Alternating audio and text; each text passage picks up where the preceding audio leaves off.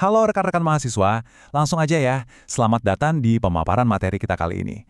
Nah, hari ini kita bakal ngebongkar satu fondasi yang bener-bener krusial. Kita nggak cuma mau ngafalin sejarah nih, tapi kita bakal ngeliat gimana Pancasila itu sebenarnya adalah cetak biru peradaban.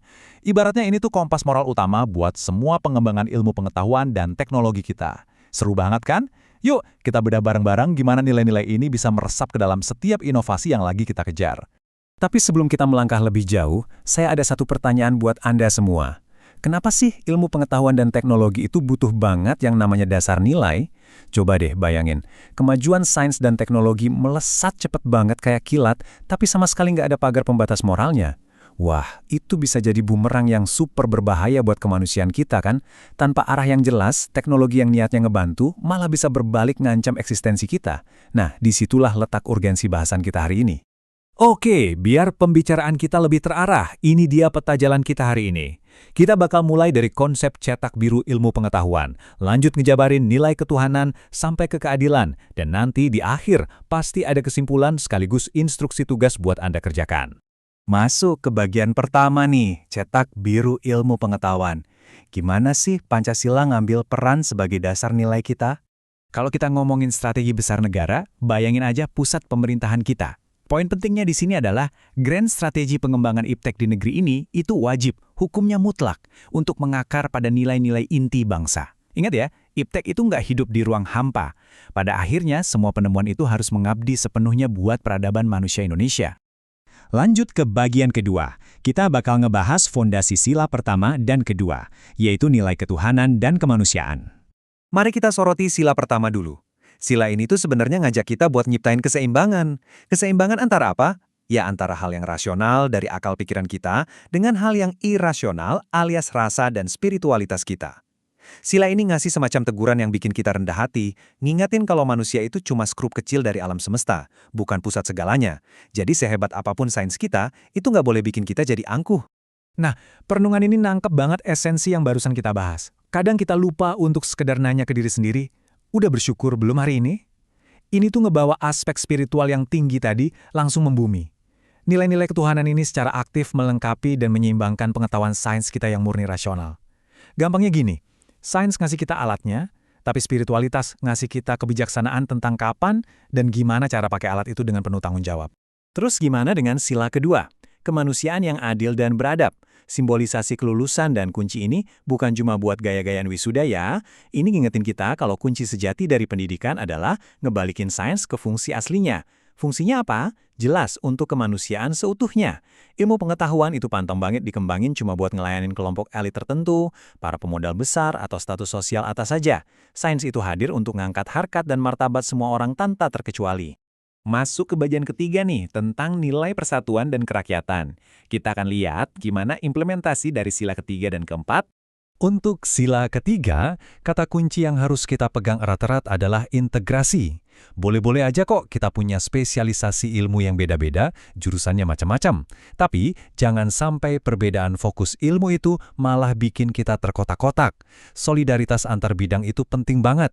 Spesialisasi kita harus tetap bahu-membahu dukung kerangka persatuan negara secara utuh. Pokoknya, sains itu tugasnya merekatkan, bukan mencerai-beraikan. Beralih ke sila keempat, kegiatan diskusi dan musyawarah kayak gini nih representasi yang paling pas. Intinya, penerapan dan penyebaran ilmu pengetahuan itu harus benar-benar demokratis. Gak ada ceritanya sebuah kebijakan sains dipaksain dari atas ke bawah gitu aja tanpa ada ruang buat dialog. Dari mulai ngerumusin kebijakannya, proses risetnya, sampai pas diterapin ke masyarakat luas, semuanya wajib banget ngedepanin prinsip kerakyatan lewat perwakilan yang musyawarah. Bagian keempat, kita akan ngebahas keadilan sebagai dasar ilmu. Ini fokus utama dari sila kelima kita. Coba deh perhatikan realita di lapangan yang sering kita lihat, di mana warga kadang mesti bertarung nyawa di atas atap angkutan seadanya. Ini bukan cuma potret sehari-hari, tapi semacam teguran visual buat kita semua. Sila kelima itu nuntut banget keadilan untuk menjaga keseimbangan antara kepentingan individu dan masyarakat luas. Kenapa? Karena hak dasar tiap individu itu nggak boleh sampai terinjak-injak cuma demi mengejar apa yang sering diklaim sebagai sebuah kemajuan. Ilmu pengetahuan itu berutang buat ngejamin kelayakan hidup bagi semua lapisan. Termasuk saudara-saudara kita di daerah pelosok, jangan sampai mereka malah tersingkir oleh inovasi teknologi yang ujung-ujungnya cuma nguntungin segelintir pihak. Akhirnya kita sampai di bagian kelima, Kesimpulan dan instruksi tugas. Sekarang waktunya buat aplikasi akademik dari semua materi tadi. Kalau harus ditarik benang merahnya, pengembangan IPTEK itu mutlak harus berorientasi pada nilai-nilai Pancasila. Tapi tunggu dulu, ini poin yang super krusial buat dicatat. Pancasila itu sendiri bukanlah dogma yang kaku dan anti kritik. Justru sebaliknya, Pancasila dituntut untuk tetap terbuka sama kritik yang membangun. Ia adalah sebuah fondasi yang hidup, yang terus merespons perkembangan ilmu pengetahuan dan tuntutan peradaban manusia yang pastinya dinamis banget. Kalau kita lihat cakrawala pembangunan bangsa kita yang luas membentang, rasanya sekarang waktu yang pas banget buat Anda ambil alih.